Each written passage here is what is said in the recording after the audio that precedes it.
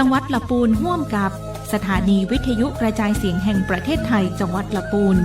กรมประชาสัมพันธ์เสนอรายการผู้ว่าราชการจังหวัดลำพูนพบประชาชนปะป้อเมืองอู้เรื่องลำพูนสวัสดีครับ สวัสดีครับ สวัสดีครับผมยินดีต้อนรับท่านผู้ชมท่านผู้ฟังนะครับผมเข้าสู่รายการปะป้อเมืองอู้เรื่องลำพูนนะครับผมหรือว่าผู้ว่าราชการจังหวัดลำพูนพบประชาชนนั่นเองวันนี้ค่อนข้างคึกคักนะฮะวันนี้เราได้รับเกียรตินะครับแน่นอนเลยท่านปิยพงษ์ชูวงศ์ผู้ว่าราชการจังหวัดลำพูนของเราแล้วก็ท่านณัฐพรชูวงศ์นายกเหล่ากาชาติจังหวัดลำพูนแล้วก็แม่บ้านมหาดไทยจังหวัดลำพูนครับผมสวัสดีอีกครั้งนะครับสวัสดีครับพ่อแม่พี่น้องชาวลำพูนที่รักทุกคนนะครับสวัสดีนายกเหล่ากาชาติด้วย สวัสดีน้องอั้นครับสวัสดีครับผมวันนี้ผู้ว่าเริ่มด้วยภาษาเหนือนะฮะบอกว่าสวัสดีครับนะยินดีจัดนักนะครับผมต้องบอกใจอีนะครับผมใครที่ติดตามอยู่นะครับผม2ช่องทางด้วยกันไม่ว่าจะทางออนไลน์ Facebook ของเรา FM สวทลำพูน FM 95รวมไปถึงนะครับทางวิทยุก็คือ FM 95เมกะเฮิรตซ์สวทลำพูนของเรารวมไปถึงวิทยุเครือข่ายในจังหวัดลำพูนของเราก็สามารถรับฟังกันได้วันนี้แน่นอนเลยนะครับผมแท็กทีมกันมาทั้งคู่ทั้งพ่อเมืองแม่เมืองนะครับวันนี้น่าจะมีในเรื่องของข้อมูลข่าวสารที่จะนำมาฝากท่านผู้ชมท่านผู้ฟังเยอะพอสมควรเลยนะครับแน่นอนเลยว่าช่วงนี้นะครับผมฤดูฝนนะฮะลงมาบ้างเดี๋ยวแดดบ้างนะครับผมท่านผู้ว่าครับช่วงนี้สภาพอากาศบ้านเราที่เรียกว่าลำพูนนี่เป็นยังไงบ้างครับปริมาณฝนก็ยังกระจายตัวนะครับ 60-70% ของในสัปดาห์นี้ใช่ไหมครับตั้งแต่วันที่7ถึง9สิงหานี้จะมีฝนฟ้าคะนองเพิ่มขึ้นเล็กน้อยนะครับแล้วก็การกระจายตัวของพื้นที่เนี่ยคิดเป็น70-80%ที่จะมีฝนตกแล้วพอถึงวันที่10เป็นต้นไปจนถึงวันที่15สิงหาคมเนี่ยมรสุมจะเริ่มทรงตัวนะครับแล้วแต่ว่าทางภาคเหนือโดยรวมก็ยังคงมีฝนตกต่อเนื่องแต่ก็จะลดลงเล็กน้อยจาก70-80%เนี่ยจะเหลือสัก45-60%อันนี้เป็นการพยากรณ์ผมขอย้ำอีกครั้งเพราะฉะนั้นถึงเวลาจริงๆแล้วเนี่ยอาจจะมีฝนตกแบบไม่คาดหมายก็เป็นได้ใช่ครับเพราะฉะนั้นเราก็ต้องเฝ้าระวังแล้วก็ติดตามสถานการณ์อย่างใกล้ชิดครับเนื่องจากว่าการพยากรณ์เนาะก็มีในเรื่องของปัจจัยอื่นๆที่อาจจะเกี่ยวข้องไม่ว่าจะเป็นลมทางทิศนั้นทิศนี้หรือแม้แต่สิ่งปลูกสร้างต่างๆก็เป็นปัจจัยที่อาจจะทำให้มีการเปลี่ยนทิศของลมต่างๆดังนั้นแล้วอย่าลืมนะติดตามในเรื่องของข้อมูลข่าวสารฝนฟ้าอากาศไม่ว่าจะเป็นอุตุนิยมวิทยาลำพูนนะปภ.ลำพูนประชาสัมพันธ์จังหวัดลำพูนหรือแม้แต่สวทลำพูนก็ติดตามกันได้นะทุกชั่วโมงก็ยิ่งดีนะช่วงนี้นะครับผมถ้าจะออกไปไหนอยากจะให้ติดตามจริงๆนะครับผมแน่นอนเลยว่าช่วงนี้เป็นฤดูฝนครั้งก่อนๆเราเคยพูดคุยกันไป1ครั้งว่าบ้านเราก็มีการเตรียมเนื้อเตรียมตัวในการที่จะรับมือกับสถานการณ์อุทกภัยเนื่องจากว่าเพื่อนบ้านเราดีกว่าจังหวัดเชียงรายน่านหรือแม้แต่เชียงใหม่ก็แม้แต่ลำปางใช่ครับผมก็มีสถานการณ์เกิดขึ้นแล้วดังนั้นบ้านเราถึงแม้ว่าอาจจะยังไม่หนักเท่าเขาหรืออาจจะมีฝนน้อยกว่าเขาแต่เราก็เตรียมการไว้ใช่ไหมครับผมคือน้องอั้นครับพี่น้องประชาชนชาวลำพูนทุกท่านนะครับเรื่องฝนเนี่ยในขณะนี้จังหวัดลำพูนเนี่ยในสถานการณ์ปัจจุบันนะขณะนี้เนี่ยยังไม่น่าจะเป็นที่กังวลเท่ากับจังหวัดอื่นๆที่อาจจะต้องเฝ้าระวังใกล้ชิดแต่เราเองก็ดำเนินการแบบไม่ประมาทนะครับก็คือการเตรียมความพร้อมในทุกๆด้านนะครับสิ่งที่เรา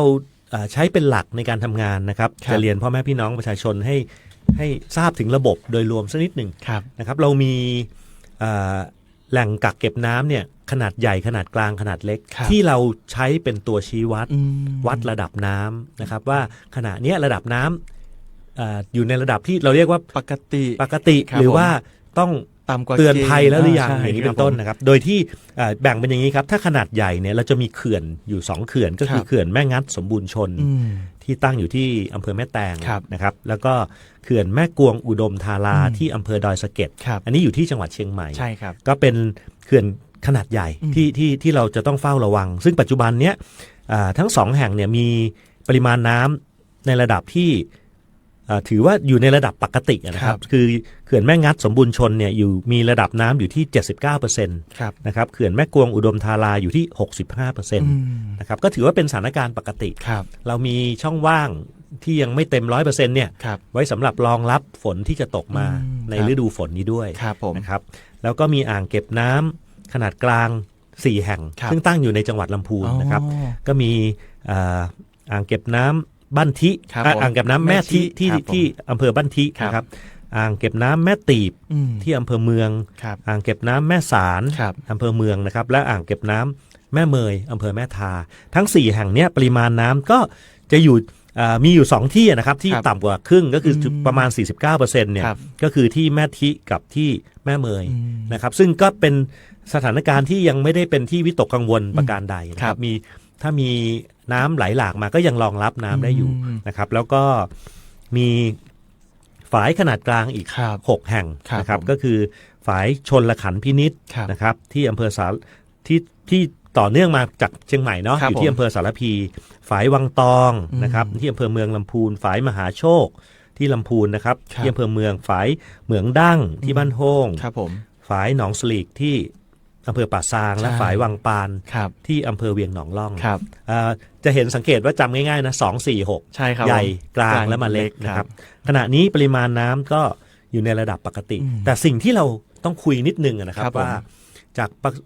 ปรากฏการณ์เอลนีโยที่พวกเรากังวลเนี่ย ครับ มันจะส่งผลให้ปี 2570 นะครับ ครับ มีน้ำแรง อืม เขาคาดเดาว่าถึงช่วงเมษาพฤษภาปี 70 นะ ฝน ปี จะ หน้าเนี่ย ห่าง ที่ว่าฝนจะมาโดยปกติเนี่ย ครับ อาจจะยืดเวลาออกไป อืม เพราะฉะนั้นปริมาณน้ำที่จะอยู่จนถึงปี 70 เนี่ ค ย รับ มันก็อยู่มีผลตั้งแต่วันนี้แหละที่เราจะต้องเริ่มบริหารจัดการนะครับหมายความว่าเราจะต้องเก็บน้ำให้พอสมควร อืม มากไปก็เสี่ยงต่อการ น้ำท่วม น้ำท่วม ครับ ถ้าน้อยไปก็จะไปแล้ง น้ำแล้ง เพราะฉะนั้นตรงเนี้ยเมื่อวานก็ประชุมกันนะค ครั รับบ ขออภัยเมื่อวันซืนสิเนาะ ครับผม เพราะวันนี้เราออกอากาศเนี่ยวันที่เท่าไหร่เอ่ย วันที่ 7 ครับผม วันศุกร์ที่ 7 ครับ เนาะ ผม แต่ผมประชุมตั้งแต่วันที่ 5 ครับ 5 ผม นะครับประชุมกับทางชลประทานก็ทางชลประทานเองเขามีแผนเตรียมรับมือกับเรื่องเหล่านี้ คือรับมือกับสถานการณ์น้ำที่ ครับ กำลังประสบอยู่ขณะนี้ อืม จะสู้กับฤดูฝน ครับ และก็ต้องเตรียมการปริมาณ รับมือแล้ง น้ำในอ่างเก็บกักเก็บน้ำในเขื่อนต่างๆเนี่ยสำหรับแล้งหน้าที่จะมาถึงในปี 70 นะครับก็เป็นเรื่องที่เราจะต้องเฝ้าระวังอย่างใกล้ ค ชิ รั ด บผม ทีนี้ผมต่ออีกนิดครับว่าในช่วงที่เราต้องติดตามสถานการณ์อุทกภัยเนี่ยจากปริมาณน้ำแหล่งกักเก็บน้ำทั้งหมดเนี่ยเขาก็จะมีจุดเฝ้าระวังนะค ครั รั บบ ผม ซึ่งทางจังหวัดเองเนี่ยทางลำพูนเองจะมีจุดเฝ้าระวังอยู่4จุดหลัก อืม ก็คือที่น้ำปิงที่บริเวณสะพานนวรัตน์ ครับผม จังหวัดเชียงใหม่ ครับ นะครับที่สะพานท่านาง อืม ที่อำเภอเมืองลำพูน ครับ ที่น้ำทาที่หลังที่ว่าการอำเภอป่าซาง ครับผม ที่น้ำลี้ที่บ้านหลายแก้วที่อำเภอบ้านโฮง ครับ ระดับน้ำเนี่ยจากตลิ่งเนี่ยมันจะมีระดับบอกไว้นะครับ ครับ ผมขออนุญาตไม่ลงรายละเอียดตัวเลขทั้งหมด ครับผม แต่ตอนนี้อยู่ในระดับปก ปกติ ติ หมายความว่าถ้ามีการเฝ้าระวังแล้วระดับน้ำมีการเพิ่มขึ้น อืม อย่างปัจจุบันทันด่วนเนี่ยจะมีระบบเตือนภัย อืม เขาจะมีการรายงานกันทุกชั่วโมง เป็นอา ะครับ สาสมัครด้วยใช่ไหมครับผม ตอนแรกทั้งหมดครับทั้งระบบหลักของรัฐเองและระบบอาสาสมัคร แต่จริง ๆ แล้วมีระบบที่เป็นระบบหลักอยู่แล้ว อ๋อ โดยเจ้าหน้าที่ที่ต้องรับผิดชอบอยู่ ครับ แล้ว ผมอืม ของกรมชลประทานนะค ครั รับบ แล้วประสานงานกับป้องกันและบรรเทาสาธารณภัยของจังหวัด ครับ เพราะฉะนั้นเนี่ยทางปพของจังหวัดเนี่ยเขาจะติดตามทุกชั่วโมง แล้วก็คอยรายงานมายังผม อืม นะครับถ้ามันอยู่ในปกติไม่เป็นไร ครับ เขา ผม อาจจะรายงานเช้าครั้งเย็นครั้ง อ่า แต่ถ้าทุกชั่วโมงมีการเพิ่มขึ้นอย่างมีนัยสำคัญ ครับ อย่างเช่นที่สะพานนวรัตน์ ครับ มีการเพิ่มขึ้นของน้ำในระดับที่ต้องเตือนภัยแล้วเนี่ย ครับ เราอาจจะมีเวลากี่ชั่วโมง เตรียม ที่จะต้อง ตัวย กของขึ้นสู่ที่สูงแบบนี้ ครับ เป็นต้นนะครับ อันนี้คือการเฝ้าระวังแบบปกติ ครับ หมายความว่าไม่ได้มีฝนที่ลงมาแบบไม่คาดฝันที่เราเรียกเรนบอม ครับผม ถ้ามีเรนบอมหมายความว่าอะไรไม่ได้คิดมาก่อนเลยเนี่ยเราพยากรณ์5 วันข้างหน้าเป็นแบบนี้แต่อยู่ดีฝนก็ ฝนมา ตกลงมาขนาดหนัก ครับ อันเนี้ยก็จะต้องอย่างที่น้องอั้นได้แจ้งพี่น้องประชาชนแต่ต้น ครับ ว่าต้องเฝ้าระวังอย่างใกล้ชิด เพราะฉะนั้น ครับ การติดตามข่าวสารเรื่องเกี่ยวกับภัยพิบัติทางน้ำเนี่ยเป็นเรื่องที่เราจะต้องติดตามร่วมกัน ครับ นะ ผม ทางรัฐเองก็จะดูแล อืม อย่างใกล้ชิดแบบที่ว่ามานี้นะค ครั รับบ ทีนี้เพิ่มเติมครับ ครับ ก็จะมีสิ่งที่ผมในฐานะผู้ว่าราชการจังหวัดนะครับก็ไปตรวจตรานะครับไม่ว่าจะเป็นองค์กรปกครองส่วนท้องถิ่นต่าง ครับ ๆนะครับหรือหน่วยที่เกี่ยวข้องนอกจากชลประทานแล้วก็จะมีกรมโยธาธิการและผังเมืองจังหวัดเนี่ ค ย รับ ที่จะมาดูแลไม่ว่าจะเป็นเรื่องการเก็บสิ่งกีดขวางทางน้ำพวกวัชพืชผักตบชวาอะไรต่าง ครับ ๆขณะเนี้ยท่านจะเห็นว่ามีเรือที่ ครับ ไปคล้ายๆเป็นทุ่นลอยอยู่ในน้ำนะฮะแล้วก็เป็น ปั่น สายพานปั่น ครับ ผักตบชวาขึ้นมาเนี่ยก็ดำเนินการอยู่ ครับ บางจุดที่อาจจะเห็นยังไม่เสร็จเนี่ยยังอยู่ในแผนนะครับเมื่อวานไปติดตามก็ได้รับการชี้แจงว่าบางทีมันจะมีสะพานกั้นอยู่บ้าง อืม นะค ครั รับบ จุดไหนผมอาจจะเดี๋ยวขอดูนิดนึงนะครับน่าจะเป็นที่สะพานศรีบุญยืนน่ะ อืม พอมีสะพานกั้นเนี่ย เรือมันจะลอดใต้ท้องสะพานยังไม่ได้เพราะระดับน้ำมันสูงเขาก็อาจจะรอให้ต่ำนิดนึงแล้วก็ลอดไปเก็บอีก 1.5 กิโลที่อยู่ถัดไปอะไรแบบนี้นะครับก็ขณะนี้ก็กำลังกวดขันให้ทำให้เสร็จเรียบร้อยนะครับพี่น้องบางคนอาจจะแบบว่ามีข้อสงสัยว่าเว้นทำไมตรงนี้ได้รับรายงานมาอยู่ครับผมก็ตอบไปว่าตรงนี้อยู่ในแผนนะครับคือการจะยกขึ้นมาแล้วลงไปอีกทีมันเป็นเรื่องใหญ่ก็อาจจะต้องรอประวิงเวลาอย่างเป็นต้นหรือนะครับเล่าต่อสักนิดนึงเดี๋ยวต้องบอกก่อนว่าเรามีท่านนายกเหล่ากาชาติรออยู่หมดเวลาเมื่อไหร่ช่วยเตือนผู้ว่าด้วยนะครับผมต้องแบบมีแบบเคาะกดตี้เหลือเวลาเท่าไหร่เนี่ยบอกสักนิดได้เลยครับผมขอสัก10 นาทีวันนี้เราพูดคุยกันทั้ง2ท่านเลยครับผมขออนุญาตท่านนายกเหล่ากาชาติเสริมให้จบตรงนี้แล้วกันก็คือเมื่อวานนี้ไปลงพื้นที่เนี่ยเราก็จะพยายามเนี่ยรับปัญหาจากพื้นที่นะครับเก็บรายละเอียดให้มากที่สุดยกตัวอย่างเช่นที่เหมืองง่าก็จะมีลำน้ำที่เป็นคลองสายแยกเล็กๆเนี่ยก็จะมีเหมืองลึกลับผมก็งงว่าอะไรคือเหมืองลึกลับก็ดูจากรูปถ่ายปรากฏว่าเป็นคล้ายๆประตูน้ำเก่าที่ไม่ได้ใช้งานปรากฏว่าได้รับรายงานว่าตัวมันเองเนี่ยนอกจากชำรุดทรุดโทรมไม่ได้ใช้ประโยชน์แล้วเนี่ยมันยังทำให้การระบายของน้ำไม่เป็นไปโดยไม่สะดวกหมายถึงว่าคลองนั้นยังมีน้ำไหลผ่านอยู่ใช่ไหมครับใช่ครับยังมีน้ำไหลถ้าเกิดมีเวลาลองไปเดี๋ยวเอารูปมาอินเสิร์ตให้ดูใน Facebook ด้วยก็ได้เหมืองนี้ก็ปรากฏว่าได้รับทราบปัญหาว่ามีความพยายามที่จะลื้อทิ้งนะครับแต่ว่าติดขัดอยู่ตรงที่เกรงว่าจะเป็นสิ่งปลูกสร้างของรัฐซึ่งอาจจะยังหาเจ้าของที่รับผิดชอบไม่ได้เดี๋ยวจะเป็นการไปทำลายทรัพย์สินของรัฐแต่ปรากฏว่าหลายปีมาเนี้ยหาเจ้าของไม่ได้แล้วก็มีการประชาคมพี่น้องประชาชนเรียบร้อยนะครับมีการพยายามที่จะจัดสรรงบประมาณมาเพื่อจะลื้อถอนเดี๋ยวผมตอนนี้ได้รับรายงานจากชนประทานแล้วว่ามันกำลังก่อให้เกิดปัญหาในการบริหารจัดการอยู่เพราะว่าน้ำก็ไหลไม่สะดวกนะครับแล้วก็วัชพืชก็จะไปติดขัดผมก็จะสั่งการละว่าถ้าไม่มีอะไรที่เป็นสิ่งบ่งชี้ชัดถึงทรัพย์สินของใครเนี่ยคงจะต้องลื้อละเพราะว่าหน้าน้ำกำลังมาถึงเนี่ยเราต้องแก้ปัญหาครับผมแล้วก็อีกทั้งมีการสร้างประตูน้ำถัดไปในระยะใกล้ๆนั้นเนี่ยเป็นที่ใช้ประโยชน์แทนเรียบร้อยแล้วเพราะฉะนั้นตัวมันเองไม่ได้มีหน้าที่ในการกั้นน้ำแต่อย่างใดละเป็นเพียงสิ่งปลูกสร้างที่กีดขวางอย่างเดียวเนี่ยยกตัวอย่างนะครับยกตัวอย่างว่าอันเนี้ยพอไปเห็นหน้างานก็เดี๋ยวจะสั่งการให้ดำเนินการเลยแล้วก็การขุดลอกผักตบนะครับอย่างเช่นทางฝั่งซ้ายนะครับของฝายชลขันธ์พินิจ10 กว่ากิโลเนี่ยมันจะมีคลองมาเนี่ยมีการตื้นเขินก็ใช้งบประมาณทำไปยังเหลืออีก4 กิโลเมื่อวานไปดูก็ปรากฏว่ากำลังขอให้ทางชลประทานเนี่ยช่วยสืบค้นหน่อยว่าจะมีงบประมาณใดเหลือมาที่จะทำต่ออีก4 กิโลให้เสร็จภายในฝนนี้เพื่อจะได้ขุดลอกให้ปีงบนี้เลยใช่ไหมครับให้เสร็จภายในฤดูฝนเนี่ยก่อนงบนี้ด้วยซ้ำก็เป็นอีกเรื่องนึงแล้วก็ในช่วงเวลาเนี่ยผมอาจจะลงพื้นที่บ่อยหน่อยแล้วก็เรียนไปยังท้องถิ่นทุกแห่งองค์กรปกครองส่วนท้องถิ่นท่านนายกนะครับท่านกำนันพ่อหลวงพ่อกำนันทั้งหมดว่ามีปัญหาเรื่องเกี่ยวกับการระบายน้ำให้แจ้งผู้ว่าได้เลยให้รีบแจ้งได้เลย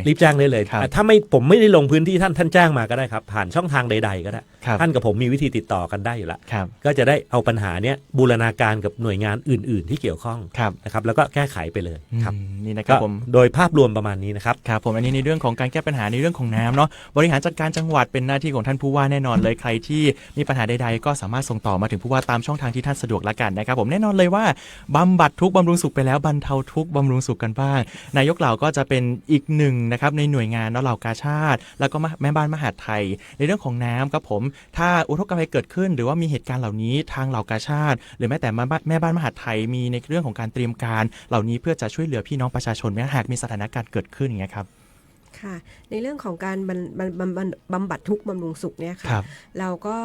ในเรื่องของถุงยังชีพนะคะในช่วงนั้นเพราะว่าเราก็ไม่แน่ใจว่าเหตุการณ์ที่เกิดขึ้นในอนาคตเนี่ยค่ะน้ำจะมามากจะมาน้อยนะคะแต่ว่าผู้ที่อยู่ในพื้นที่อะค่ะที่เป็นผู้นำในชุมชนนะคะสามารถร้องขอถุงยังชีพผ่านแอปพลิเคชันพ้นภัยนะคะของสภากาชาติซึ่งกรอกไปเลยค่ะเป็นที่อยู่ตรงนั้นแล้วก็ต้องปักหมุดนะคะและทางสถานีกาชาติที่3ซึ่งของภายใต้ของลำพูนเนี่ยขึ้นอยู่กับเชียงใหม่ทางนู้นก็จะเป็นผู้จัดถุงยังชีพให้นะคะเราไปรับแล้วก็มาแจกแต่ถ้าเกิดเหตุการณ์ที่ถึงกับว่าเราจะต้องมีการทำโรงครัวหรือว่าเลี้ยงผู้ที่ว่า ประสบภัย ครับ เยอะ ผม ๆนะคะอย่างเช่นที่เชียงรายซึ่งคาดว่าเราไม่น่าเกิดขนาดนั้น ครับ นะคะทางสภากาชาดเนี่ยเคยแจ้งแล้วว่าเราสามารถยืมชุดที่เป็นชุดโรงครัวประกอบอาหาร มาตั้งนะ ครั คะ บผม มีรถพระราชทานมา อืม ในพื้นที่ ครับ นะคะส่วนอื่นๆถ้าเป็นในจังหวัดเองก็สามารถมาร้องที่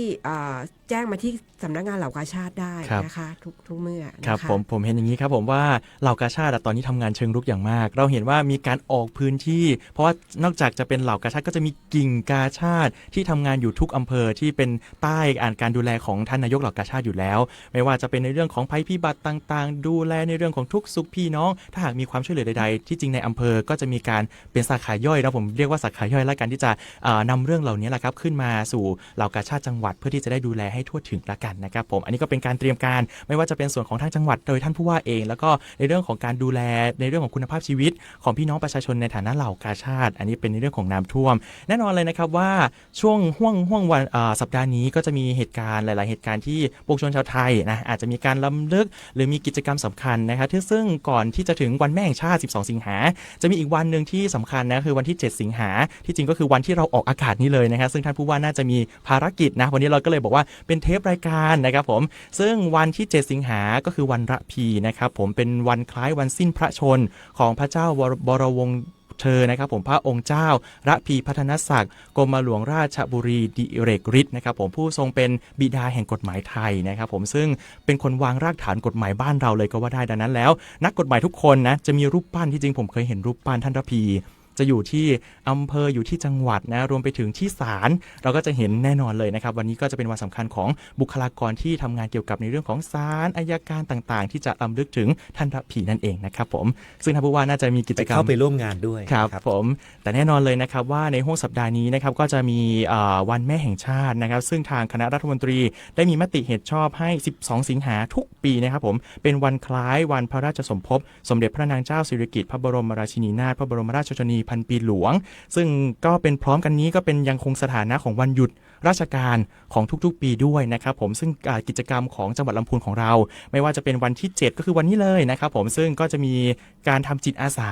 บำเพ็ญสาธารณประโยชน์ที่อ่างเก็บน้ำแม่ทินะครับผมซึ่งเดี๋ยวทางท่านนายกกับท่านผู้ว่าก็เข้าร่วมเช่นกันนะรวมไปถึงวันที่11นะครับผมก็จะมีการเจริญพระพุทธมนต์แล้วก็มีเจริญจิตภาวนาแบบออนไลน์ด้วยนะครับผมแล้วก็12 สิงหาแน่นอนเลยก็จะมีเรื่องการเจริญพุทธมนต์แล้วก็ทำบุญตักบาตรไงแล้วก็เชิญชวนนะครับผมพี่น้องที่รับฟังอยู่สามารถเข้าร่วมกิจกรรมของทางจังหวัดได้แต่อื่นใดนั้นนะครับผมมีอีกหนึ่งกิจกรรมของทางเหล่ากาชาดที่จริงต้องบอกว่าดำเนินการมาทุกๆเดือนในการที่จะจัดเหมือนเป็นออกบูธหรือออกเป็นการให้ผู้คนที่อยู่ใกล้บริเวณนั้นได้มาบริจาคเลือดการบริจาคเลือดเป็นอีกหนึ่งช่องทางในการที่จะส่งต่อโอกาสครั้งนี้เดือนสิงหาครับผมมีตารางในการที่จะไปรับบริจาคเลือดในฐานะเหล่ากาชาดที่ไหนบ้างนะครับผมก็ในส่วนของการรับบริจาคโลหิตอะค่ะ ทุก เดือนเนี่ยเราจะมีประมาณ 8-10 ครั้งนะคะโดยหลักเนี่ยทุกเดือนเนี่ยในช่วงวันธรรมดาเนี่ยเราจะไปรับบริจาคโลหิตไม่เป็นที่โรงเรียนก็เป็นที่นิคมอุตสาหกรรมนะคะซึ่งเขาจะติดต่อมาเลยเพราะว่าเราจะเป็นเหมือนรอบเป็นไซเคิลว่าทุก3เดือนจะมีการรับบริจาคโลหิตเมื่อเขาถึงครบรอบเขาก็จะแจ้งมานะคะเราก็ส่งหน่วยเข้าไปนะคะแล้วก็จะมีทางโรงพยาบาลลำพูนนะคะห้องเลือดก็ไปรับด้วยนะคะโดยเดือนสิงหาเนี่ยมีถึง10 ครั้งนะคะแล้วก็ครั้งที่ใหญ่ที่สุดจะเป็นวันที่12 สิงหาคมนี้ที่ห้างแจ่มฟ้าเช่นเคยนะคะก็ต้องเรียนว่าเมื่อวานที่ไปงานที่เรือนจำทางท่านผบ.เรือนจำก็แจ้งว่าจะนำผู้ต้องราช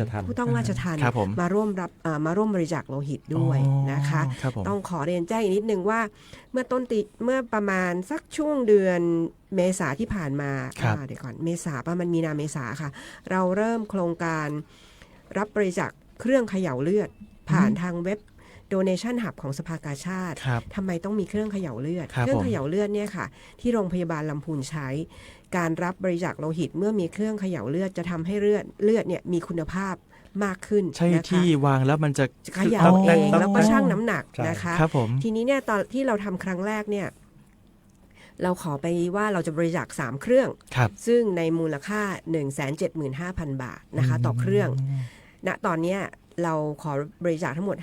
525,000 บาทได้ครบเรียบร้อยแล้วนะคะก่อนปิด รับก็คือ โดยน้ำใจของชาว โดยน้ำใจของชาวลำพูนแล้วก็มีเพื่อนๆของท่านผู้ว่านะคะเพื่อนๆของนายกเหล่าแล้วก็มีประชาชนชาวไทยเพราะว่า Donation Hub เวลาโพสต์เนี่ยจะขึ้นที่เว็บกลางของสภากาชาติไทยทุกคนทั้งประเทศก็จะเห็น ทุกคนทั้งประเทศสามารถบริจาคได้ทางเวียงหนองล่องก็ทำครบเรียบร้อยเหมือนกันแต่เวียงหนองล่องจะเป็นบริจาคอุปกรณ์การแพทย์ให้โรงพยาบาลนะคะเมื่อวานนายกกิ่งอำเภอลี้ก็อยากทำเครื่องฟอกไตให้กับทางโรงพยาบาลที่ลี้เพราะทางนั้นเขาจะมีปัญหาเรื่องไตเยอะใช่ไหมครับทีนี้ย้อนกลับมาค่ะเราคิดว่าเราจะได้แค่3เครื่องพอดีทางห้องเลือดก็มาถามว่าเครื่องเลือดที่เราขอไปเนี่ยเหมือนกับราคาแพงจัง 175,000 ที่โรงพยาบาลใช้เนี่ยเป็นของอินเดียนะมีความเสถียรเหลือเครื่องละ 95,000 นะคะจาก3เครื่องตอนนี้เราได้5เครื่องอีกนิดปรากฏว่ามีคุณแม่ใจดีของเหล่ากาชาตินะคะเพิ่มให้เป็นเต็มจำนวนก็ตอนนี้คือเราจะได้ทั้งหมด6เครื่องนะคะเปลี่ยนสเปคเหรอเปลี่ยนสเปคค่ะเพราะว่าถูกลงแล้วคุณภาพดีเสถียรแล้วใช้ได้ค่อนข้างแข็งแรงทางโรงพยาบาลลำพูนใช้อยู่แล้วก็เลยแนะนำมานะคะเราจะมี6เครื่องเพราะว่าที่โรงพยาบาลบอกว่าถ้าท่านนายกเหล่าต้องการมีเครื่องเขย่าเลือดท่านนายกเหล่าช่วยกรุณาลองจัดหามาเพราะว่าทางโรงพยาบาลเวลาถ้าเกิดว่าถอดจากห้องที่รับบริจาคเลือดมันจะต้องไปคาลิเบรตใหม่อาจจะไม่เกิดความเสถียรเราก็เลยจัดหาเอง6เครื่องนี้ก็จะคือมอบให้โรงพยาบาลใช้แต่ว่ากรุณาเอามาใช้กับการรับบริจาคโลหิตของเรานะคะครับผมแล้วก็แถมอีกนิดนึงเวลาจะมาบริจาคโลหิตนะคะก็รบกวนนอนอย่างน้อยขั้นต่ำ5 ชั่วโมงถึง6 ชั่วโมงนะคะตอนเช้าทานอาหารให้เรียบร้อยห้ามอดอาหารอย่าไม่ควรอดนะคะเดี๋ยวจะมาหน้ามืดแต่ไม่เป็นไรถ้าหน้ามืดเราก็มีหน่วยพยาบาลรองรับนะคะแล้วก็ดื่มน้ำ 3-4 แก้วเลือดจะได้ไม่หนืดนะคะถ้าป่วยในช่วงนั้นมีการทานยาพวกกล้ามเนื้อหรือยาปฏิชีวนะรบกวนแจ้งก็คือต้องงดนะคะคือถ้ายังทานอยู่ในโดสนั้นก็คือไม่สามารถบริจาคได้ขอโทษนะท่านนายกเหล่ากาชาติผมเพิ่งรู้ว่ายากล้ามเนื้อก็ห้ามนะเป็นยาเขาเขียนไว้ให้ใช่ครับยาปฏิชีวนะครับผมนะคะส่วนมากจะเป็นพวกกล้ามเนื้อเพราะมันค่อนข้างแรงถ้าใครที่ใช้ยาเหล่านี้อยู่อาจจะต้องงดเว้นในการบริจาคเลือดอาจจะเว้นช่วงไปก่อนก็คืออย่างน้อย 3-7 วันนะคะแล้วก็งดพฤติกรรมเสี่ยงเช่นถ้าท่านดื่มภายใน24 ชั่วโมงก่อนบริจาคเลือดไม่ควรมารับแอลกอฮอล์นะครับผมทุกท่านครับใช่ค่ะหรือว่าไม่ควรสูบบุหรี่1 ชั่วโมงก่อนบริจาคเลือดนะคะที่สำคัญขาดไม่ได้คือบัตรประชาชนค่ะบัตรใบเดียวเลยก็สามารถมาบริจาคเลือดได้เลยเพราะว่าเราต้องการยืนยันตัวตนของท่านเมื่อบริจาคนะคะทั้งนี้ทั้งนั้นคือเมื่อผ่านขั้นตอนแล้วเราก็จะมีที่หน้างานเราจะมีคนเช็คเลือดด้วยค่ะว่าสามารถบริจาคได้หรือไม่เหมือนที่เขาเรียกว่าเลือดลอยหรือว่าคุณภาพไม่ได้อาจจะความดันสูงนะคะเพราะไม่งั้นเดี๋ยวเรารับเลือดท่านมาเยอะๆแล้วปรากฏใช้ไม่ได้เสียดายค่ะก็เลยต้องตรวจให้เรียบร้อยนะครับผมเหมือนที่ท่านนายกเราได้แจ้งไว้นะครับครั้งที่ยิ่งใหญ่ที่สุดก็คือที่แจ่มฟ้ามอนะครับผม12ตั้งแต่เวลา10 โมงจนถึงบ่าย 3นะครับยาวๆกันไปแต่ว่าถ้าในเรื่องของกำหนดการเดี๋ยวเราโพสต์ทิ้งไว้ให้วันที่10นะที่ใกล้ที่สุดก็คือตำรวจภูธรจังหวัดลำพูนก็คือข้างๆสวทนี่เองนะครับผมใครอยู่แถวนี้มาได้นะส่วน12ก็ไปที่แจ่มฟ้าช้อปปิ้งมอลล์นะครับ14สิงหาที่ CPO นะครับผม18ที่โรงเรียนส่วนบุญโยปถัมภ์20ที่ Pandora นะครับผมซึ่ง25ก็อยู่ที่ Pandora อยู่27ครั้งสุดท้ายของเดือนนี้ก็คือโรงเรียนจักรคำขนาธรนักเรียนเขาบริจาคกันเยอะไหมผมอยากรู้ว่าเด็กสมัยใหม่ตอนนี้นักเรียนบริจาคกันเยอะค่ะแต่ว่าอายุต้องได้รับการยินยอมจากผู้ปกครองเหรอครับถ้าอายุไม่ถึงนะคะแต่จริงๆเราก็ไม่เน้นแต่ส่วนมากก็อาจจะเป็นบุคลากรนะคะหรือน้องๆที่อยู่ม.5 ขึ้นไปอะค่ะบริจาคได้นะคะหรือมีบางท่านที่วันนั้นทราบว่าวันนี้มีการบริจาคโลหิตที่โรงเรียนอาจจะแวะเข้าไปผ่านพอดีแล้วก็อยากไปบริจาคเลือดอะไรก็ไปได้ครับผมเตรียมตัวให้พร้อมนะครับสำหรับการบริจาคเลือดนะ12สิงหานี้ไปร่วมบริจาคเลือดส่งต่อโอกาสส่งต่อในเรื่องของที่จริงเลือดก็เป็นการให้ที่ยิ่งใหญ่มากๆนะครับยังไงแล้วใครที่อยากจะบริจาคเลือดแต่ยังหาเวลาไม่ได้วันหยุดไปตรงนี้เจอปุ๊บไปบริจาคได้แต่เตรียมตัวให้พร้อมเหมือนที่นายกเหล่าได้บอกไว้ว่านอนให้พอกินให้อิ่มในตอนเช้านะดื่มน้ำเดี๋ยวเลือดจะข้นเกินไปนะครับ นะครับผมรวมไปถึงงดในเรื่องของแอลกอฮอล์ในเรื่องของการสูบบุหรี่แต่ที่สำคัญเลยในเรื่องของยาปฏิชีวนะต่างๆหากมีอาการป่วยงดเว้นการบริจาคเลือดก่อนนะเดี๋ยวหายป่วยปุ๊บเราก็มาส่งต่อโอกาสนี้กันต่อแต่เมื่อสักครู่นี้ท่านนายกเราได้แตะมานิดนึงแล้วว่าได้เข้าไปที่เรือนจำนะครับผมซึ่งครั้งนี้ก็เป็นในเรื่องของกิจกรรมนะวันแม่แห่งชาติด้วยนะครับโครงการน้ำพระทัยวันแม่แห่งชาติ76จังหวัดนะฮะซึ่งน่าจะจัดพร้อมกันไหมครับในเรื่องของการที่เข้าไปในเรือนจำเพื่อที่จะไปเยี่ยมผู้ด้อยโอกาสในเรื่องของคนพิการหรือแม้แต่ผู้ต้องขังหญิงนะครับผมครั้งนี้จังหวัดลำพูนของเราก็จัดที่เรือนจำจังหวัดลำพูนเมื่อวันที่5ที่ผ่านมาครั้งนี้บรรยากาศเป็นไงเพราะผมเห็นรูปแล้วรู้สึกแบบอิ่มเอมใจเหมือนกันนะครับผมท่านผู้ว่าได้ไปด้วยทั้งคู่ใช่ไหมไปไปด้ ด้ ว วย ย ค กั รั น บ ว่าไปเป็นผู้กล่าวอาศิรวาท ครับผม จริงๆงานนี้จัดทั่วประเทศแต่คิดว่าน่าจะเป็นภายในเดือนสิงหาเพราะเนื่องจากว่ากิจกรรมแต่ละจังหวัดอาจจะมีช่วงในการจัดที่ไม่เหมือนกันนะคะแต่ว่าเราก็แล้วแต่ว่าทางเรือนจำเนี่ยก็จะมีการคัดผู้ต้องราชทัณฑ์นะคะแล้วก็ที่เรากาชาดนำไปมอบคือถุงยังชีพ180ถุงเมื่อวานนะคะแล้วก็ทางจังหวัดต้องขออนุญาตนำเรียนเป็นเกร็ดความรู้นะครับที่มาของโครงการน้ำพระทัยวันแม่แห่งชาติส่วนภูมิภาค76จังหวัดจัดพร้อมกันทั่วประเทศแต่อาจจะไม่ใช่วันเดียวกันนะครับจัดในห่วงเวลาของวันแม่แห่งชาตินี่แหละคือโครงการนี้เริ่มมาตั้งแต่ปี2541นะครับที่สมเด็จพระนางเจ้าสิริกิติ์พระบรมราชินีนาถพระบรมราชชนนีพันปีหลวงนะครับได้พระราชทานเงินรายได้ที่ได้จากการจำหน่ายดอกมะลิวันแม่แห่งชาติเนี่ยท่านพระราชทานจำนวน2 ล้านบาท2 ล้านบาทคืนแก่สภาสังคมสงเคราะห์แล้วท่านก็ให้มีพระราชสวนีว่าให้จัดตั้งเป็นกองทุนเพื่อจะช่วยเหลือคนที่ประสบความทุกข์ยากเดือดร้อนนะครับในรูปแบบต่างๆผู้สูงอายุผู้พิการผู้ด้อยโอกาสในสภาวะวิกฤตเพราะฉะนั้นผู้ต้องราชทัณฑ์ก็เป็นหนึ่งในผู้ที่เป็นกลุ่มเป้าหมายใช่เป็นกลุ่มเป้าหมายกลุ่มหนึ่งก็เลยมีการจัดกิจกรรมดังกล่าวขึ้นนะครับคือเริ่มจุดกำเนิดจากปี41ที่ว่านี่แหละทำต่อเนื่องมาเรื่อยๆจนถึงปัจจุบันนี้ครับ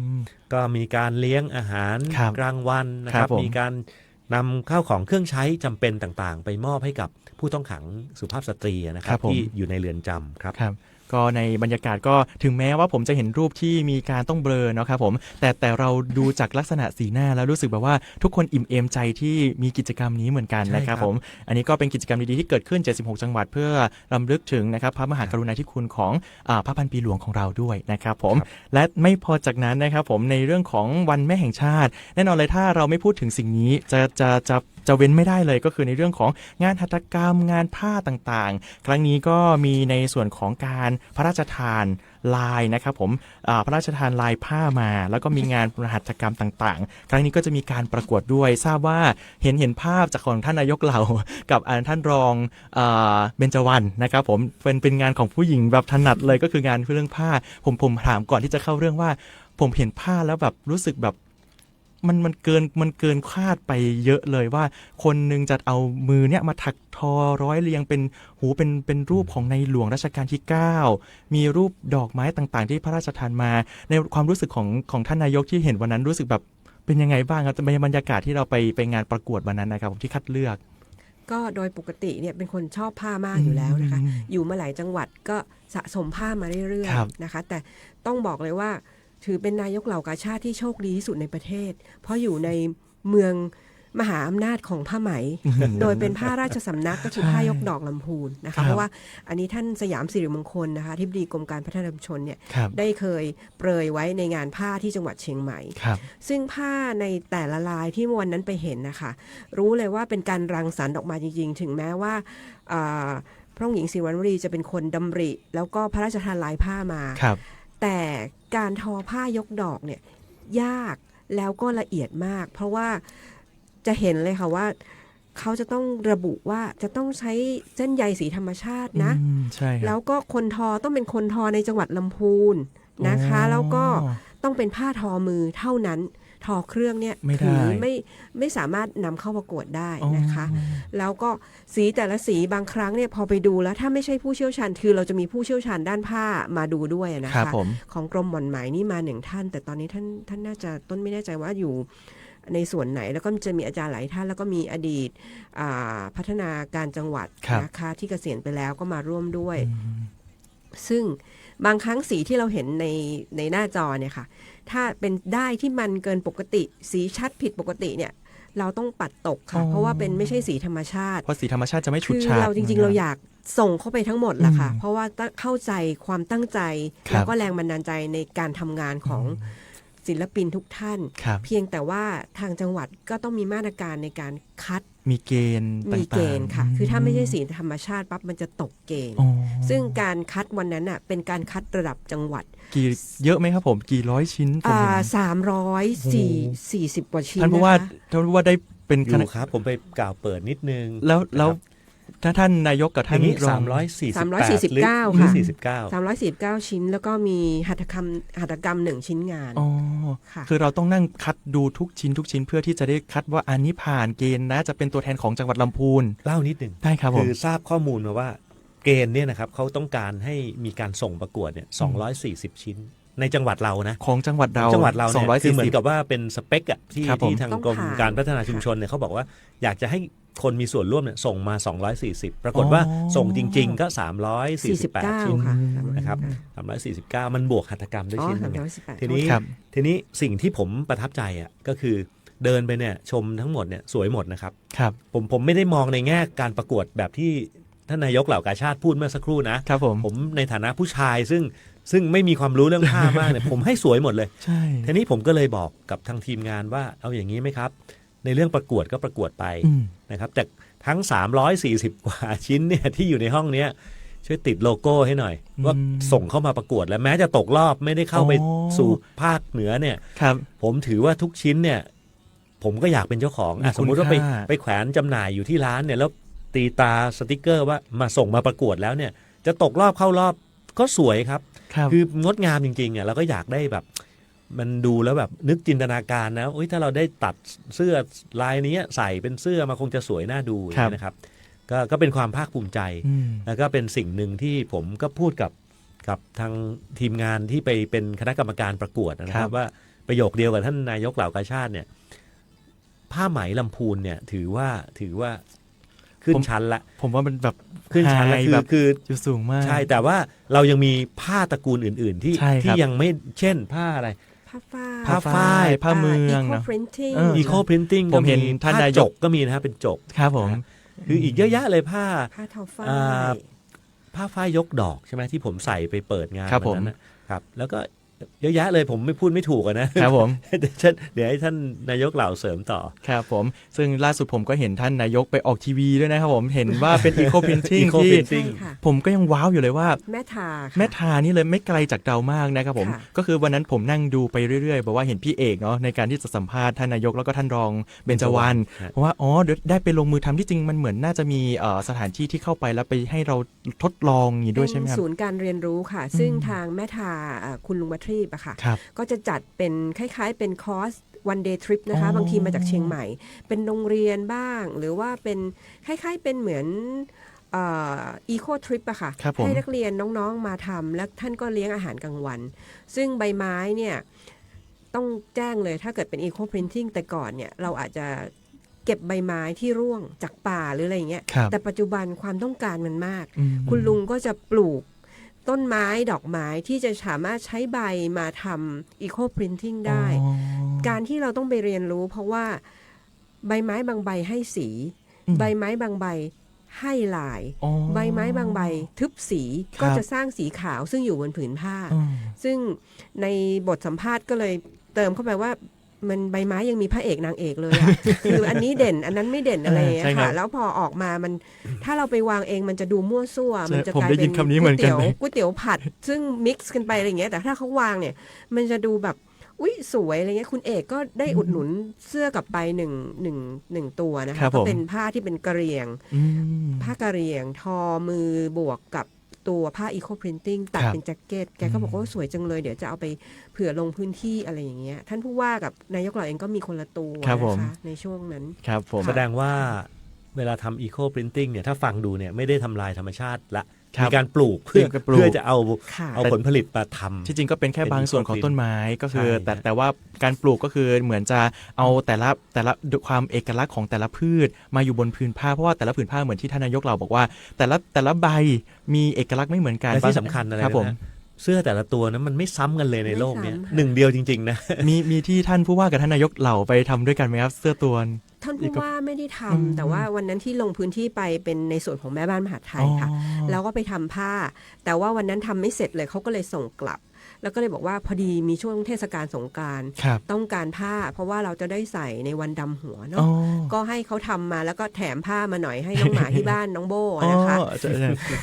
เขาบอกว่าโอ้ท่านนายกสั่งมาเสร็จท่านผู้ว่าใส่เสร็จมีคนสั่งด้วยนะ แบบว่ากลายเป็นซอฟต์พาวเวอร์ soft power เล็ก ใช่ ๆ แล้ว ครั ก็ บ พี่โบก็ดังไปเลยมีผ้าพันคอของเขาอะไรอ ใช่ ย่าง ผม เงี้ เห็ ย น ค่ะ รูปน่ารักมาก ใช่ค่ะ ครับผมถ้าใครสนใจก็สามารถมาติดต่อได้ที่ลำพูนไม่เพียงแค่ผ้าไหมยกดอกนะ เรามีผ้าอื่นๆที่สามารถเข้าถึงได้บางคนบอกว่าไหมยกดอกต้องยอมรับว่าไหมยกดอกเราคือ มีราคา สูงต้องบอกว่ามีราคาสูง มีราคาสูงแต่ไม่ได้บอกว่าแพง ใช่ครับผม ราคาสูง ราคาสูง ตม จริง คุณภาพที่ผลิตมาจริงๆ ใช่ครับผมแล้วก็ยังมีผ้าอื่นที่เราสามารถเอื้อมถึงไม่ว่าจะเป็นผ้าฝ้ายทอมือผ้าเมืองบ้านเราเนี่ยครับมาตัดเสื้อสวยๆได้เหมือนที่ท่านน้องอันใส่นี่ก็อันนี้ไม่แพงนะครับผมถ้าใครเห็นตอนนี้ก็หลักร้อยนี่ใครที่สนใจก็บ้านเราก็มีผ้าอีกเยอะนะครับผมแน่นอนเลยว่าการประกวดนี้ก็ฝากติดตามกันนะครับว่าลำพูนของเราที่จริงเขามีรางวัลแบบเป็นเหรียญใช่ไหมครับเหรียญทองเหรียญเงินครับผมอันนี้จะเกิดขึ้นในห้วงไหนนะครับผมท่านนายกก็หลังจากที่เราคัดเลือกเรียบร้อยอะค่ะ ครับ ผ้าทั้งหมดที่คัดเลือกเมื่อวันที่ 4 ที่ผ่านมาค่ะ4 สิงหานะคะ ครับ เดี๋ยวเราจะไปประกวดระดับภาค อ๋อ ที่เชียงใหม่ในวันที่ ครับ 31 ภาคของเราก็คือ17จังหวัดนี้ ใช่ค่ะ อ๋อ ที่เชียงใหม่ หลังจากที่เชียงใหม่ก็จะส่งไปที่ส่วนกลาง ครับ คาดว่าน่าจะก่อนสิ้นเดือนสิงหา อืม ก่อนสิ้นเดือนสิงหาน่าจะทราบนะคะ ค ท รับ ราบ ผม ผล งั้นก็รอรุ้นกัน โน31 สิงหาแล้วก็ต้องไปกันยา ครั ค่ะ บ ถึงจะทราบผลระดับประเทศ อ๋อถ้าประเทศ นะคะ ถ้าระดับภาคน่าจะเสร็จสิ้นประมาณสิ้นเดือนนี้ แต่ว่า ใช่ค่ะ ในระดับประเทศก็รอลุ้นว่าเราจะได้เหรียญอะไรกลับมา เนื่องจากว่าต้องบอกว่าก่อนหน้านี้จังหวัดลำพูนของเราก็ได้สร้างชื่อเสียงในเรื่องของผ้ามาโดยตลอด ไม่ว่าจะปี 66 เราก็ได้นะครับผ้าลายดอกรักราชกัญญา ค่ะ อันนี้เป็นปี 66 65 เราก็ได้ย้อนกลับไปเลย เราก็ได้รางวัลชนะเลิศประเภทผ้าเทคนิคสร้างสรรค์น่าจะเป็นค ได้เหรีย ล้า ญ ย ทองนะคะ ๆใช่ครับผม นี่เลยครับผมฉะนั้นแล้วนะครับผมในปีนี้เราก็รอลุ้นนะครับว่าผ้าที่ถูกคัดเลือกจากมือของนายกเหล่าแล้วก็ท่านรองผู้ว่าเพราะว่าผมเห็นว่าผมยังเครียดตามอยู่เลยนะว่าท่านนายกกับท่านรองจะเลือกขนาดไหนมันจะมีเกณฑ์อะไรบ้างแต่พอมาฟังปุ๊บก็มีเกณฑ์ที่เขามีให้อยู่แล้วแล้วก็ในเรื่องของการตกไปไม่ใช่ว่าคุณไม่ได้ความสวยงามหรือไม่ได้คุณภาพนะแต่มันมีเกณฑ์ที่เขาจำกัดมาจริงๆนะฮะแล้วก็ท่านผู้ว่าก็เลยบอกว่าในการส่งเสริมก็ให้ติดสติกเกอร์ไปเลยเพื่อที่บอกว่าร้านของเราเคยที่จะมาเข้าร่วมส่งประกวดในเรื่องของผ้าเหล่านี้ ใช่ค่ะ ก็เป็นในเรื่องของการส่งเสริมที่ดีมากๆแต่อีกอย่างหนึ่งนะครับผมในช่วงของ12สิงหานี้ก็ถ้าไม่พูดถึงก็คือศิลปาชีพประทีปไทยในเรื่องของงานโอท็อปต่างๆที่บ้านเราต้องบอกว่าลำพูนในเรื่องของการส่งเสริมสินค้าไม่ว่าจะเป็นอาหารการกินสิ่งเครื่องทอต่างๆแล้วนำมาเป็นโอท็อปแต่ละพื้นที่แล้วส่งไปนะครับเพื่อที่จะได้ให้คนทั้งโลกเอาจริงคือคนในประเทศรู้จักคนทั้งโลกรู้จักแล้วมาอุดหนุนสินค้าเหล่านี้ให้กลายเป็นมูลค่าของจังหวัดลำพูนของเราครั้งนี้ก็จะมีการจัดงานใช่ไหมครับก็คือศิลปาชีพประทีปไทยโอท็อปล้อมดวงใจด้วยพระบารมีประจำปี 2569 ครั้งนี้ก็คือจะจัดขึ้นประมาณวันที่ 8 วันเสาร์ที่ 8 ถึงวันที่ 16 ครับผมท่านนายกกับท่านผู้ว่าต้องไปร่วมงานในครั้งนี้ด้วยใช่ไหมครับผม ไปครับ เราเตรียมตัวยังไงกับการที่จะส่งของบ้านเราไปขึ้นโชว์กับสายตาชาวโลกในงานนี้บ้างครับผม ทางพัฒนาชุมชนนะคะโดยท่านระดาพรหมเมืองนะคะ ครับ พัฒนาการจังหวัดเนี่ยก็ได้ทำการเลือกเพราะว่าอันนี้จะต้องผ่านเป็นเหมือนคล้ายๆโอท็อปคัดสรรหรือว่ามีการเลือกอยู่แล้วนะ ครั คะ บผม เขาก็จะต้องมีดาวมีอะไรของ อ๋อ Product ที่จะส่งไป ครับผม นะคะโดยถ้าเทียบจากเมื่อเดือนมิถุนาที่ผ่านมาเรามี ครับ งานโอท็อป อืม นะคะตรงนั้นเนี่ยเรามีร้านไปออกร้านทั้งหมด72ร้าน โอ้ นะคะคือผ้าไหมยกดอกเนี่ยเกือบทั้งซอย เป็ ที่ น Impact เป็นซอยเลยแล้วคนผมว่า เป็นซอย คนเยอะมากแน่นอนเลยใช่ไหมครับ คือถ้าไปเที่ยวกันก็ถ้าใครได้เคยไปสัมผัสงานโอท็อปหรืองานศิลปาชีพอะค่ะจะ ครับ เห็นว่าเป็นคือถ้าเป็นพูดถึงเขาเรียกอะไรอะมอเตอร์โชว์อะค่ะก็จะเป็น โชว์รถใช่ไหมคะ ครับผม มีพริตตี้อะไรเงี้ย ครับ แต่อันนี้เราจะเปลี่ยนเป็นว่ามหกรรมโชว์ผ้าพร้อมแม่ๆแล้วก็ยังดีไซเนอร์รุ่นใหม่ เป็นพิตตี้แม่ๆใช่ไหมครับ เป็นพิตตี้แม่ๆแล้วก็สวมใส่เสื้อผ้าสวยๆนะคะ แล้วก็เวลาเดินไปอะค่ะ คือจริงๆตัวเองก็ผ้ายกลำพูเนี่ยถือเป็นผ้าราชสำนักนะคะ เพราะฉะนั้นก็จะใส่ในงานพระราชพิธี ครับ แต่ว่าถ้าเป็นผ้าทางอีสานเขาก็จะมีมัดหมี่ โอ้ใช่ อันนั้น ค ก็ รับ จะใส่ในชีวิตประจำวัน หรือว่าใส่ในพระราชพิธีได้เหมือนกัน แต่ก็จะต้องเป็นผ้าทอคือทางสุรินทร์เขาก็มียกสุรินทร์นะคะ แต่ทีนี้ผ้าของเราเนี่ย เวลาอยู่ด้วยกันหลายๆร้านนะคะมันดูละลานตานะคะ คือสวยไปหมด ถ้าเหมาหมดท่านผู้ว่าจะ บีบคอนายกเหล่าได้นะคะ แต่ทีนี้เนี่ย ไม่ใช่บีบคอ สะกิดก่อนนะครับผม ทีนี้ตอนรอบที่แล้วที่ไปเนี่ยท่านรองเบญจวรรณไปด้วย เราก็ไปให้กำลังใจบูธนะคะ ทั้งหมด72บูธแต่ทีนี้มีบูธเพื่อนบ้านจากเชียงใหม่เนี่ยใจดีมากเลยเห็นเราเดินทั้ง72บูธให้เราไปนวดฟรีตอนเย็น จะ นะ เล่าอย่างนี้ครับ ครับผม คือภารกิจในพิธีเปิดเนี่ยที่ท่านนายกรัฐมนตรีจะมา ครับผม ก็จะเป็นวันที่10ช่วงบ่ายๆเนาะบ่าย3ถ้า ครับ จำไม่ผิดนะครับ ค่ะ แต่ช่วงวันเสาร์ทั้งวันเนี่ย วันอาทิตย์จ้ะ โทษฮะวันอาทิตย์ที่ ครับผม 9ทั้งวันเนี่ยทางนายกเหล่ากาชาติเนี่ยเขาก็จะไปเดินให้กำลังใจร้านผ้าต่าง ท่านไปครบเลยเหรอครับ ๆ คือ ก็ต้องครบ ก็ นะคะ ต้องครบอ่ะ คือ เรา ถ้า จะไปขาดถ้า ไม่ ร้าน ได้ ใดร้าน เลย หนึ่งก็จะ คือเราต้องรักทุกคนท่า ใช้ กัน เวลาคือเกือบจะทั้งวันนะค ครั รับบ ที่จะทักทายให้กำลังใจ แล้วก็ถ่ายรูปกันบ้างอะไรบ้างไปคุยสารทุกข์สุขดิบอ่ะ ครับ ผมถึงนั่งเงียบๆเพราะว่าผม เรื่องเนี้ยต้องยอมรับว่าต้องให้สุภาพสตรีนะ ใช่เลยครับ ทางท่านรองเบญจวรรณซึ่งเป็นสุภาพสตรีแล้วก็นิยมแต่งกายด้วยผ้าไทยผ้าไหมอยู่แล้วเนี่ย ครับ ก็ไปด้วยกันผมไปด้วยกัน3คนเนี่ยแล้วก็แต่ก็แบ่งเพราะผมจะมีภารกิจในการไปชี้แจงงบประมาณด้วยนะครับ ครับ ในช่วง ผม เวลาที่ใกล้เคียงกันเนี่ย งบ70ใช่ไหมครับ งบ70ก็ทั้งทีมเนี่ยก็จะไปให้กำลังใจ แล้วก็จะสอบถามต่างๆนะครับอย่างรอบที่แล้วเนี่ยถ้าจำไม่ผิดนะครับรายได้ของผ้าไหมของเราเนี่ยแรกๆเนี่ยเราได้อันดับ1เลยนะ โอ้ แรกๆแต่ตอนหลังเนี่ยมันถูกจังหวัดสุรินทร์แซงตอนท้ายหน่อยหนึ่ง แต่จริงๆเราติด1 ใน 3 1 ใน ค่ะ 3แล้วก็จังหวัดจันทบุรี จันทบุรี ซึ่งอาจจะเป็นอัญมณี อัญมณี บ้างอะไรบ้างเนี่ยเขาก็มีมูลค่า ครับ เราก็ยังติดท็อป3อยู่ครับเป็น1 ใน 3อยู่ แล้วคร่าวๆได้ไหมครับว่าวงเงินที่เราได้จากงานนี้กับผู้ประกอบการที่เราเอาไปออกบูธนี้ประมาณแบบกี่สิบล้าน ตัวเลข เห็นประมาณ40กว่า คือถ้าเทียบกับ 9 งาน วัน ศิลปาชีพเมื่อปีที่แล้วอะค่ะ ครับ ปีที่แล้วเราได้ 41 ล้าน อืม นะคะ แต่ว่าจากผ้าเนี่ย37 ล้านกว่า โอ้ เพราะฉะนั้นก็ถือว่าผ้าเป็น เป็นตัวชูโรง เป็นสินค้าหลัก เป็นสินค้ามู คื ล อไม่ ค่า ใช่ สูง ผ้าไหมอย่างเดียวนะคะ ที่สร้างรายได้ ผ้าฝ้ายก็ได้ ขายดีเหมือนกันใช่ไหมครับ ขายดีค่ะ อ๋อ เพียงแต่ว่าขายเยอะชิ้นหน่อย เพราะว่าผ้าไหมผืนหนึ่ง18,000ขึ้นไปใช่ไหมคะ ผ้าฝ้ายอาจจะต้องขายเยอะหน่ เย อย อะหน่อย แต่ว่าก็ไม่ได้ถือว่าด้อยนะคะ เพราะว่าอย่างอันนี้เอ่ยชื่อได้อย่างกลุ่มสตรีคุณป้าศรีวิไลเนี่ยค่ะ ครับ ที่ป่าซาง อืม ก็ขายได้คือปกติท่านจะไม่ได้มาออกร้าน ท่าน ครั จะ บ ขายออนไลน์มีคนจีนเป็นออนไลน์ ท่านก็ได้วันหนึ่งประมาณ120,000 ถึง 130,000นะคะ โอ้ต่อวันเหรอครับ เนี่ยค่ะ ผ้าบอกว่าชิ้นละไม่กี่ร้อยเนี่ยค่ะก็ได้ขนาดนั้นถือว่าเยอะ คือขายหมดก็ต้องส่งไปเพิ่มครับ นะคะ อาหารก็มีนะคะ ครับ พอเราดูเสื้อผ้าดูมีทั้งหมดนะคะรองเท้าอาหาร เวชภัณฑ์ เมื่อเราหิวตอนเที่ยงเราก็เดินไปดูเราก็จะมีไส้อั่วน้ำพริกหนุ่มแคบหมูมีทุกอย่างค่ะ ครับผม ลำพูนมีทุกด้านค่ะ เอางี้ดีกว่าครับผมให้ท่านผู้ว่ากับท่านนายกเหล่าเป็นเซลล์สักหน่อยว่า ตอนเนี้ยไม่มีงานจัดแล้วอยากจะให้เชิญชวนเผื่อว่าใครที่ดูออนไลน์กำลังจะไปงานที่จัดที่Challenger Hall 1-3 Impact เมืองทองครับผม ระห เชิญ ว่างวันที่ 9ครับผม วันอาทิตย์นะครับ ครับ เป็ ผม นวันแรกวันอาทิตย์ที่ 8 ถึง 16 ค่ะสิงหา 8จะมีเริ่มน่าจะเป็นการออกบูธแล้วก็น่าจะยาวไปหน่อย โทษทีค ครั รั บบ ผม 8 ถึง 16 สิงหา ครับผม ครับ ก็ฝากเชิญชวนหน่อยครับผ เริ่ ม ม เพื่อ วันเสาร์เนาะ ใช่ครับผมเริ่มวันเสาร์ ก็เป็นงานที่ทุกคนรอคอยอยู่แล้ว จะบอกว่างานโอท็อปหรืองานศิลปาชีพประเทศไทยเนี่ย ครับ ที่มีการจัดทุกปีเนี่ยมีกลุ่มคนที่จ้องจะไปเดินเนี่ยเยอะนะเพราะฉะนั้นใครที่ทราบข่าวตรงนี้ ครับ แล้ววางแผนจะไปเดินเที่ยวชมเนี่ยก็ไปได้เลยเตรียมตัวแต่ก็ต้องให้เรื่องการจอดรถจอดลานะครับ ถ้าเอารถไปก็จะลำบากหน่อย ครับผม ที่จอดจะมีจำกัดนะครับ แต่ถ้า วางแผนการเดินทางกันละกันเนาะไปถึงแล้วก็อาจจะมีรถรับส่งนะของทางเมืองทองที่เขาจัดพาผู้ที่สนใจเข้างานเนี่ยเข้าไปสู่มีรถไฟฟ้าแล้วด้วยค่ะตอนนี้เข้าไปถึง Impact ครับผมแล้วก็ในส่วนของนอกจากผ้าของจังหวัดลำพูนนะคะจริงๆก็ต้องโปรโมทให้ทางศิลปาชีพนะคะเพราะว่าเป็นโครงการของสมเด็จพระนางเจ้าสิริกิติ์พระบรมราชินีนาถพระบรมราชชนนีพันปีหลวงนะคะเขาจะมีบูธตรงกลางใหญ่ๆเลยค่ะเอาผ้าพับคืออะไรครับต้องผ้าไหมซี่ทอนที่ทางศิลปาชีพไปซื้อ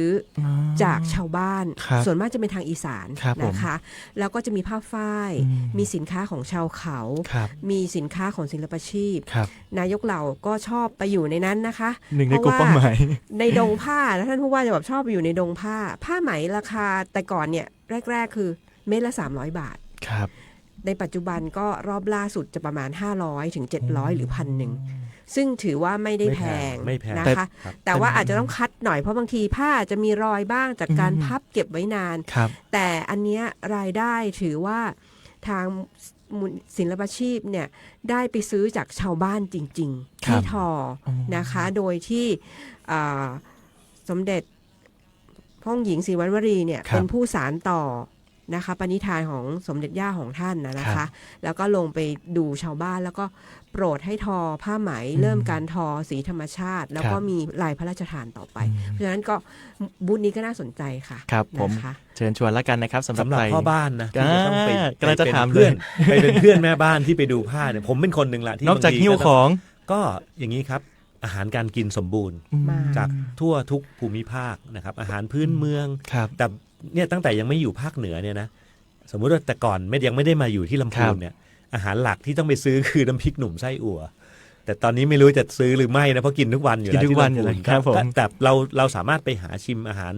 ดีๆจากทุกภูมิภาคของประเทศได้ครับผมแล้วก็เราอาจจะไปดูสินค้าประเภทอื่นๆอีกเช่นเครื่องใช้ต่างๆนอกจากผ้าที่สุภาพสตรีนิยมแล้วเนี่ยเครื่องใช้หรือเครื่องประดับอื่นๆหรือยาสมุนไพร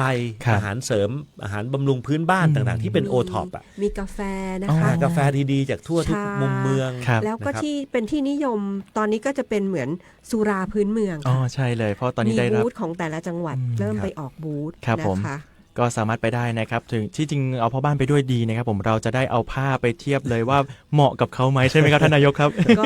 ดูให้เหมาะชุดเดียวที่เหลือเป็นของนายกนี่แหละครับคือน้องอั้นบอกให้ผู้เชิญชวนจริงๆแล้วเป็นงานที่สนุกและมีเสน่ห์ในการเพลิดเพลินครับบางคนเดินตั้งแต่งานเปิดเนี่ยนายกเหล่ากาชาติลำพูนเนี่ยอยู่จนงานปิดได้ตั้งวัน2 วันได้โดยไม่เบื่อครับผมก็ไปอีกไป2 วัน3 วันครับคือมันมีอะไรให้เดินให้ชมได้ทั้งวันครับเชิญชวนแล้วกันนะครับสำหรับใครที่ฟังอยู่แล้วอยากจะไป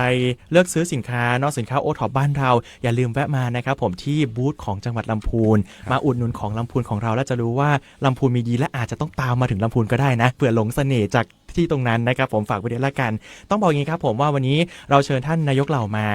ตอนนี้เรามีกิจกรรมมากมายเลยที่เราพูดคุยกันไปซึ่งก็เป็นเหมือนเป็นภารกิจของท่านนายกเหล่าแล้วก็เป็นแม่บ้านมหาดไทยยังมีอื่นๆอีกเพราะว่าผมเห็นว่าในเรื่องของช่วงนี้อย่างเช่นอุทกภัยเกิดขึ้นมีความเดือดร้อนของพี่น้องประชาชนท่านยังมีในเรื่องของภารกิจอื่นๆที่อาจจะทำในจังหวัดของเราหรือแม้แต่พื้นที่อื่นๆที่เป็นมีแน่นอนต้องมีแม่บ้านมหาดไทยแล้วก็นายกเราอยู่แล้วภารกิจอื่นยังมีอะไรอีกที่คนอื่นที่ฟังอยู่อาจจะยังไม่ทราบอย่างไงครับผมเพราะว่าผมเห็นล่าสุดเลยท่านไปเกี่ยวกับภาษาไทยด้วยค่ะโครงการอ่านออกเขียนได้นะคะชื่อโครงการเต็มๆอาจจะยาวหน่อยครับผมก็คือโครงการนี้เกิดในช่วงโควิดนะคะสมเด็จพระกนิษฐาธิราชเจ้าเนี่ยดำริว่าเด็กที่หยุดเรียนไปในช่วงโควิดเนี่ยเมื่อกลับมาเรียนอีกครั้งเนี่ยไม่สามารถอ่านได้ไม่สามารถเขียนได้อย่างสมมติว่าน้องเข้าอนุบาล1แล้วอยู่ดีหายไป2 ปีครึ่งมาขึ้นเกือบป.1แล้วเนี่ยค่ะยังไม่รู้ตัวอักษรโดยที่พ่อแม่ก็ไม่สามารถสอนได้เพราะลูกอาจจะไม่ฟังนะลูกจะฟังคุณครูนะคะท่านก็เห็นว่าในห้องเรียนเนี่ยบางครั้งการเรียนออนไลน์ที่เขาจัดให้เนี่ยเด็กอาจจะเรียนตามไม่ทันก็เลยเกิดมีโครงการนี้ขึ้นแล้วเราก็จะมีทางสภากาชาดไทยอะค่ะก็จะส่ง ผู้เชี่ยวชาญจากส่วนกลางมาเราจะมีสื่อที่เรียกว่า scaffolding นะคะเป็นการสอนแบบขั้นมันนั่งร้านนะคะซึ่งจะมีสื่อที่ทำขึ้นเฉพาะวัดความสามารถของเด็กเหมือนพอทำสื่อสเต็ปนี้ได้ก็ทำต่อไปนะคะทีนี้ลำพูนเนี่ยโชคดีค่ะเพราะว่าทางศึกษาธิการเข้มแข็งนะคะมีศึกษานิเทศที่แข็งแกร่งเราก็คัดเด็กจำนวน100คนจาก20โรงเรียนนะคะในพื้นที่ต่างๆกันไม่ว่าจะเป็นในอำเภอเมืองเองหรือว่าในอำเภออื่นๆนะคะแล้วก็เราก็มีการให้คุณครูเนี่ยมาร่วมโครงการสัมมนาเมื่อวันก่อนโดยมีวิทยากรจากส่วนกลางมานะคะแล้วก็เราอบรมเสร็จแล้วก็แจกสื่อ scaffolding นะคะแจกเมล็ดพันธุ์ผักเพราะว่าสมเด็จพระนิธิถาเนี่ยท่านเล็งเห็นด้วยว่าเราก็จะต้องมีการต่อยอดนะคะมีการพัฒนาคุณภาพชีวิตของนักเรียนแล้วก็โชคดีที่ว่ามีการมอบไก่จำนวน150ตัวเป็นแม่พันธุ์ไก่นะคะตัวใหญ่ก็เป็นแม่ไก่สาวอะค่ะจากผู้ใหญ่ใจดีได้มา150ตัวนะคะก็แบ่งไว้ที่จวน20ตัวส่งไปที่กองร้อยอส30ตัวแล้วก็ดูว่าเขาบอกว่าช่วยเลี้ยงแล้วก็ดูหน่อยเจ้าของที่ให้มาอยากรู้ว่าออกไข่ไหมทีนี้เลี้ยงไปเลี้ยงมาสัปดาห์แรกไม่ออกเราก็ว่าไก่มันก็โตดีเนาะตัวหนึ่งเกือบ2โลนะคะก็เลยไปขู่ไก่แล้ว ถ้าไม่ออกไข่นะพรุ่งนี้แม่จะจับลงหม้อ ปรากฏว่าวันรุ่งขึ้นออกมา3ใบแต่เป็นไข่ไก่ซึ่งอสที่บ้านบอกคุณนายครับมันประมาณเบอร์5ครับเบอร์นิดนึงแต่ตอนนี้ไข่เริ่มออกใหญ่ขึ้นเรื่อยๆน่าจะเป็นไข่สาวด้วยไข่สาวนะคะก็แฮปปี้กันดีแล้วก็เด็กๆที่โรงเรียนก็มีความสุขนะคะเรามอบไก่ไปนอกจากการโครงการอ่านออกเขียนได้ทางแม่บ้านมหาไทยก็จะมีเป็นบ้านนี้มีรักปลูกผักกินเองทางนี้มีผลผู้คนรักกันซึ่งในจนผู้ว่าค่ะเรามีแปลงผักอยู่นะคะซึ่งทำตั้งแต่สมัยท่านผู้ว่าสิทธิ์นะคะทุกผู้ว่าก็คือแม่บ้านก็ต้องปลูกผักอะค่ะแล้วเรารู้สึกว่าเป็นการเสริมสร้างเขาเรียกอะไรอะคุณภาพชีวิตพื้นที่ว่างแทนที่จะปล่อยไว้ก็มาร่วมกันปลูกผักมีทางพัฒนาชุมชนทางเกษตรนะคะแล้วแต่มาช่วยกันปลูกว่าถึงเวลาเราก็มีการมาเก็บเกี่ยวผักด้วยกันนะคะถ้ามีอะไรอีกหน่อยถ้าเกิดว่าปลูกได้เยอะขึ้นเดี๋ยวเราก็จะมีการแจกฟรีหน้าจวนนะคะบางทีก็จะมีมะนาวหน้าจวนจะมีป้ายแจกฟรีนะคะก็ไปหยิบกันได้จอดรับกันได้ครับผมอันนี้ก็เป็นคร่าวๆใครอยากติดตามในเรื่องของภารกิจของเหล่ากาชาดสามารถไปติดตามได้ที่เพจ Facebook ได้นะครับผมก็จะมีการอัปเดตต่างๆหรือใครอยากจะขอความช่วยเหลือก็สามารถทักเข้าไปได้นะครับแน่นอนเลยท้ายๆรายการแบบนี้ขอท่านผู้ว่ากับท่านนายกเหล่าพาไปเที่ยวสวนทุเรียนสักนิดนึงนะครับผมก่อนที่เราจะจากลากันไปใครจะรู้ว่าผมยังคิดไม่ออกเลยว่านึกภาพไม่ออกเลยว่าบ้านเรามีทุเรียนด้วยหรออย่างเงี้ยครับซึ่งได้ไปด้วยเหมือนกันนะครับผมทุเรียนนี้อยู่ที่แม่ทาใช่ไหมครับล่าสุดเลยก็เมื่อวันที่4สิงหาที่ผ่านมานะครับผมแล้วก็คณะของข้าราชการโดยมีท่านเกษตรจังหวัดเนี่ยเป็นผู้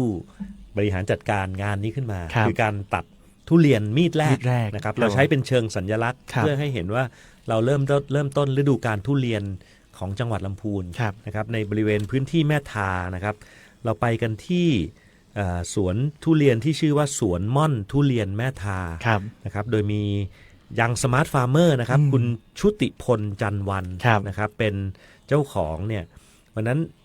ทุเรียนที่นี่มีเนื้อที่ปลูกอยู่ที่ประมาณสัก19ไร่นะครับมีทุเรียนหมอนทองประมาณ700ต้นนะครับแล้วก็มูซังคิงกับก้านยาวรวมๆกันปะปนไปไม่ถึง10ต้นแล้วอันนี้คือเป็นเน้นที่หมอนทองแล้วก็คุณภาพไม่ต้องพูดถึงเลยอร่อยที่สุดครับผมแห่งหนึ่งผมไม่กล้าบอกว่าอร่อยที่สุดในประเทศไทยนะเพราะที่อื่นก็อร่อยเหมือนกันแต่ว่าเนี่ยอร่อยที่สุดแห่งหนึ่งเทียบชั้นกับทุเรียนที่ผมเคยกินมาทั้งชีวิตแล้วบอกว่าอร่อยเนี่ยตอนนี้ก็ถือว่าทุเรียนที่นี่ไม่อายใครเลยฮะสามารถที่จะส่งไปประกวดกับใครก็ได้นะครับคือรสชาติเนี่ยมาตรฐานเลยนะครับทุเรียนขนาดใหญ่ลูก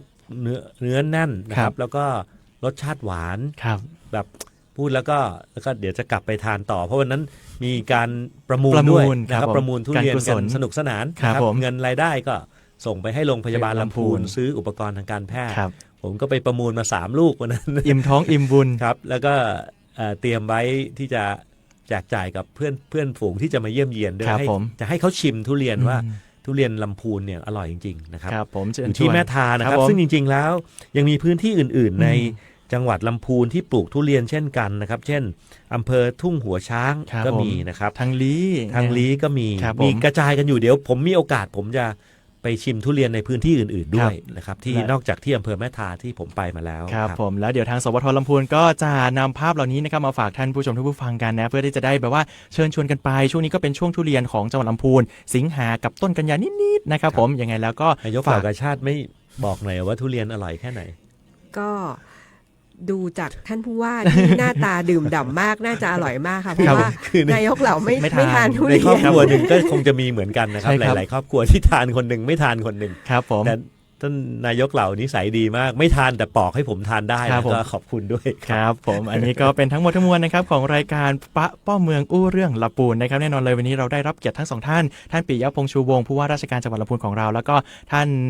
ณัฐพรชูวงศ์นายกเหล่ากาชาติจังหวัดลำพูนและแม่บ้านมหาดไทยจังหวัดลำพูนของเราให้เกียรติมาสื่อสารกับท่านผู้ฟังและก็ท่านผู้ชมแน่นอนเลยวันนี้ข่าวคราวเยอะมากๆแล้วก็ได้รับทำความรู้จักกับหลายๆ หน่วยงานที่เรานำมาฝากกันในวันนี้แน่นอนถ้ามีโอกาสหน้าอยากจะเชิญทั้งคู่มาออกงานคู่อีกที่สวทลำพูนนะเนื่องจากว่าได้ข้อมูลแล้วก็ได้เหมือนการพูดคุยกันในเรื่องที่ผมไม่รู้เหมือนกันเยอะพอสมควรเลยนะครับวันนี้ขอบคุณมากๆเลยแล้วก็ขอบคุณท่านผู้ชมทุกฟังนะครับผมฝากติดตามกันด้วยกับปะป้อเมืองอู้เรื่องลำพูนทุกวันศุกร์เวลาดีๆแบบนี้8 โมง